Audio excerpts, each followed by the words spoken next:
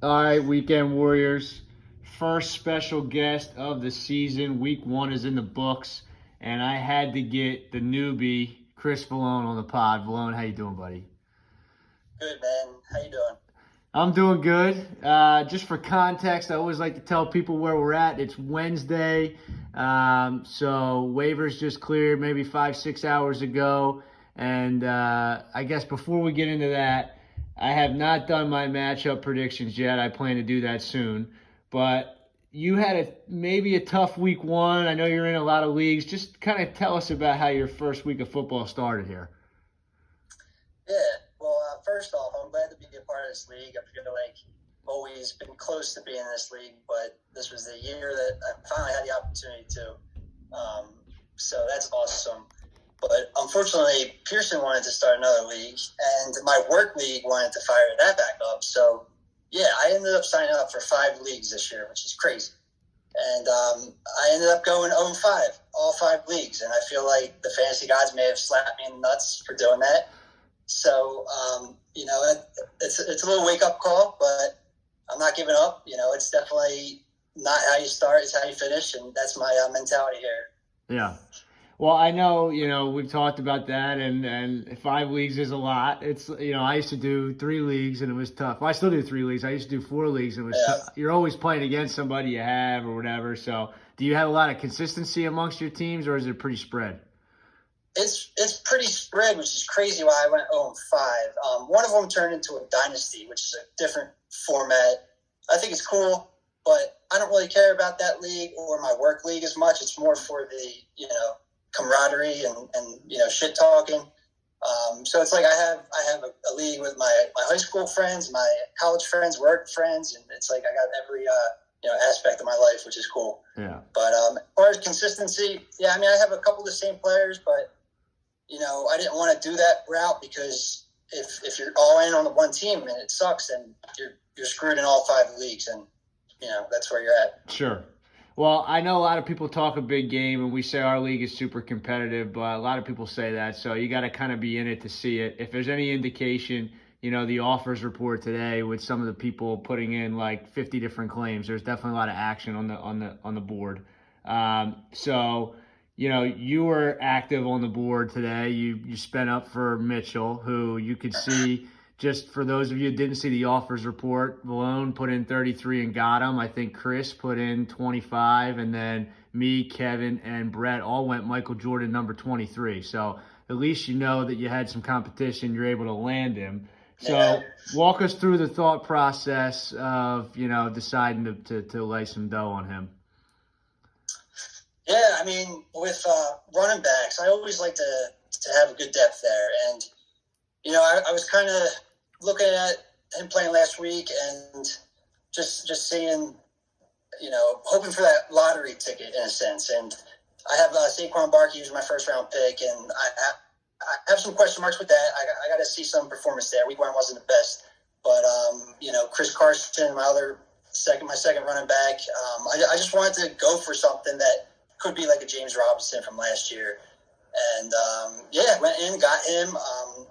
Also went in and got the backup for Sanders and Gainwell, too, which I wasn't expecting to get, but it ended up got him, too. And Sanders has some injury issues, as all running backs do, but he looked good last week. He's an Eagle. I like that. So just building my running back depth. But, I spent a lot of money. Yeah. Yeah. I looked at everyone else, how much they spent. It's like nothing. So, definitely new and got to navigate the league. But, again, that's where I'm at right now. Well, I mean, better to spend the money and give yourself a chance than have $90 in your balance after week 7 and be 2-5. So I appreciate the aggressiveness. I respect it. I put in a bid for him. Obviously, I had Mostert. I have Sermon.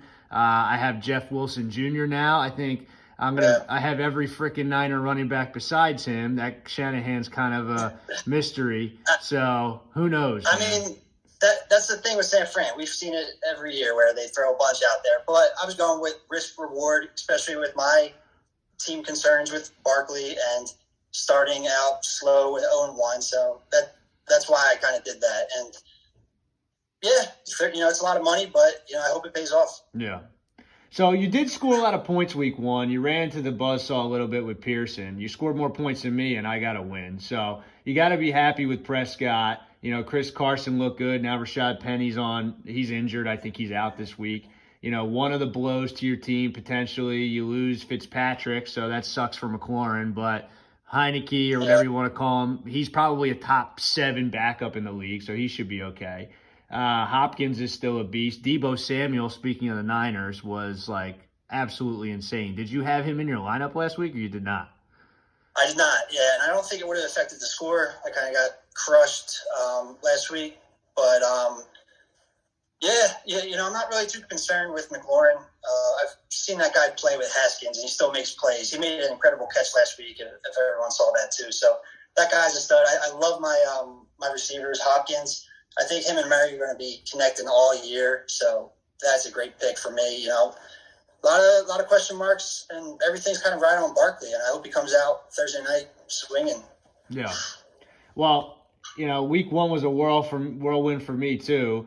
You know, Jake had a bunch of those players in that Monday night game that was on until like 1 in the morning. Yeah. So I pulled out a win, but you now play my brother here in week 2.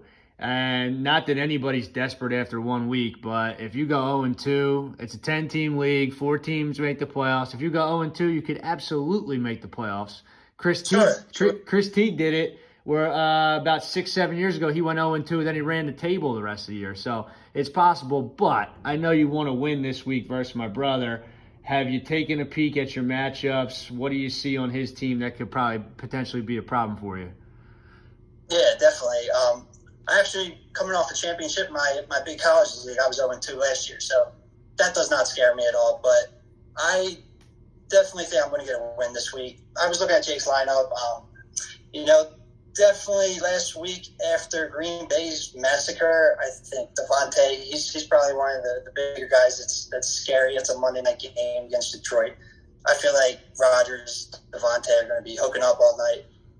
But Eagles looked good. I mean, I saw you had Kittle. You know, Eagles shut down the top tight end, Pitts last week with the Falcons. So, you know, that doesn't scare me. I'm hoping for the same thing. It's a Birds game, home game. So, you know, Kittle's not scaring me. He should consider Cole Beasley. That kid is always consistent, you know. So that might bite him in the ass if he leaves him on his bench. But Lamar, I mean, he's got Kansas City. They almost lost to the Browns last week. I can't see a Super Bowl team showing up again like that. I feel like Baltimore's going to lose that game. So yeah, I'm not too scared, you know, against Jake's team. I'm looking at his team. Gordon had just that 70-yard run last week. So, you know, how many times is that going to happen? Other than that, he's not getting too many double digits on his roster there. Yeah. I have not done my predictions yet, and you'll have to wait for my pick. I will make you wait. However, what I will say, and one potential negative about, you know, getting Mitchell on your team, now you got to make a decision. You got T. Higgins on your bench right now. He's usually started. You know, Deebo just had 500 points, so, you know, it's really tough to bench him. So you got some decisions to make now, and sometimes, you know, that's tough. That's growing pains. I mean, this is a new format for me. I've never done a 3 wide receiver league with 1 flex. So, you know, that's definitely the growing pains I'm going to go through and make those decisions. Hope they don't bite me in the ass on Sunday. But yeah, I don't see how I can sit Samuel after that performance last week. You know, he definitely went off. But I'll tell you, just looking at your bench, I like your bench a lot better than my bench. And you're right, in a league that starts 10 guys, 3 receivers and a flex, you need depth, and you have that. So I think you're you know, at least set here for the future. So, all right, you want to give any words to Jake, you know, some trash talk, or you're just, hey, I'm just going to win? Nah, Jake's still going down those Morey Pierce slides right now. He's not ready to win this week. Let's be honest. His team is mediocre, I think. You know, he did steal Devontae from me. I think he was ahead of me in the draft. So that made me, you know, not panic, but I went with Barkley at my 8th pick. I believe I was 8th. So I hope Devontae doesn't bite me in the ass, but everything else just seems like simple picks. He didn't have anything flashy. His team, you know, Gaskin, Diggs is good, but I don't know. I don't think Cooks goes off like he did last week. I think Taylor's a type of quarterback that will come out like Fitz did last year, or like Winston does sometimes, where they come out and they perform amazing, and next week they just get shut down with like a couple interceptions. So I think I'm easily going to win. So definitely looking forward to that.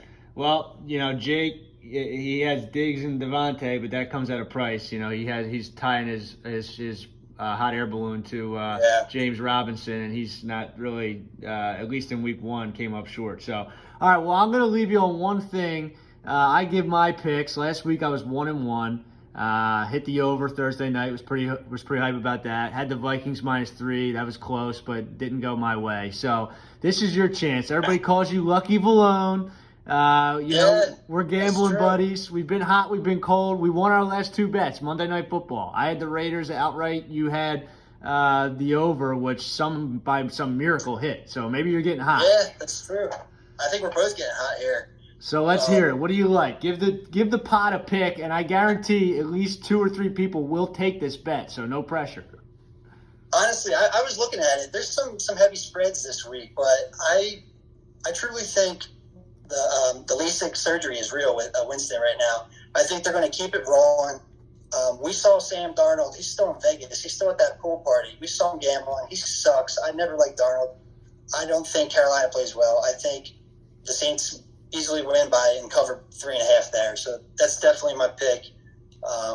Saints looked good last week against Green Bay. I know they have their issues, but I still think they're rolling with the absence of Drew Brees. So I'm going with the Saints -3. And I will reinforce that pick by saying that the Saints didn't play a home game last week. They were in a neutral field, and it didn't affect them. So they're out of the dome again in Carolina, and I could easily see that being a good pick. So I like that pick. I'll reinforce it.